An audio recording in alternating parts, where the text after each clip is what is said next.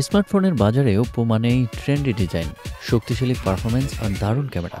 নতুন বছর শুরু হতেই ওপ্পো নিয়ে এসেছে রেনো 13F 5G।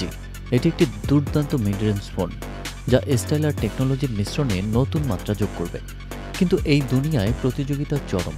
তাহলে কি রেনো 13F বাকিদের চেয়ে এগিয়ে? এই সিরিজের সবচেয়ে বড় চমক IP68, IP69 certification. Reno 12F এ ছিল IP64, কিন্তু নতুন রেনো 13F 5G আরও শক্তিশালী। ধুলো হোক বা 2 মিটার পানির নিচে 30 মিনিট ডুবে থাকা, এই ফোনের কিচ্ছু হবে না।